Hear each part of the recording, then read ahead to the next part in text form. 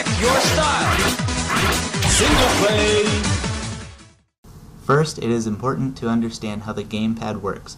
There are various different types of dancing mats, or stages as the game calls them, and there are a few important mechanics that may be helpful for a player to understand.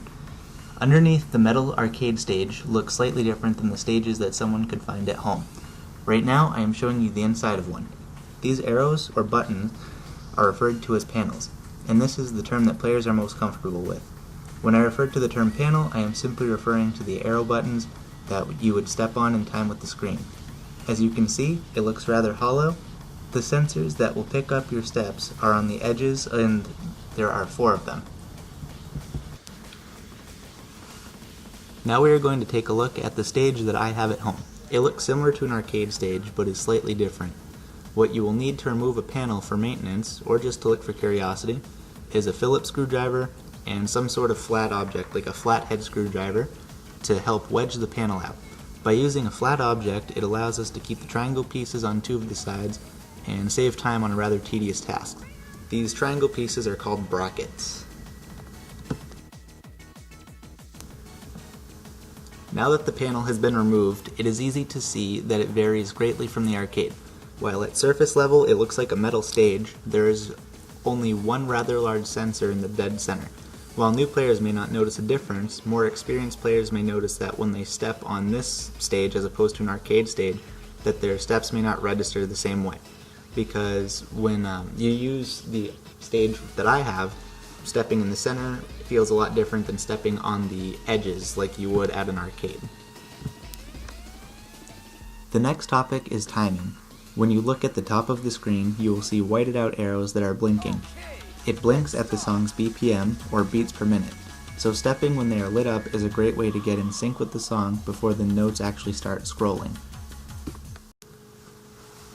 The next issue I would like to address is the fact that many new players return to the center. While the arcade machine's tutorial shows the character returning to the center, it is simply not going to be possible as you excel to higher difficulties. Returning to the center adds extra steps between every arrow and ruins timing. It also makes you look silly when constantly stepping on the center panel, which has no buttons and missing arrows because your foot is stepping where there are no points to be earned. If you must step between notes, there is no penalty for standing on the arrows when there are no arrows to be hit. Always keep your feet on the panels and either step in beat with the song or just stay on the arrows. Just avoid stepping back to the center. One thing that goes with returning to the center is that people will try to only use one foot. Alternating feet on early difficulties is actually beneficial and should be one of the main focuses of learning the game.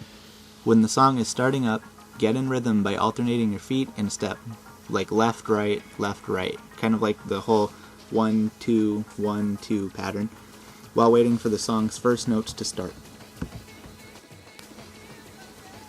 Another thing that new players tend to do is stomp.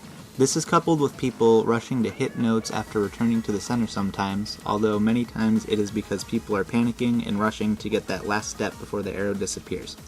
There is no need to stomp, and the panel will recognize anything past 30 pounds of pressure. As long as your foot comes down at normal speed, it will register the step just fine. Stomping does not increase accuracy and overall just wastes energy, so to preserve your energy and the health of the stage, try to avoid stomping.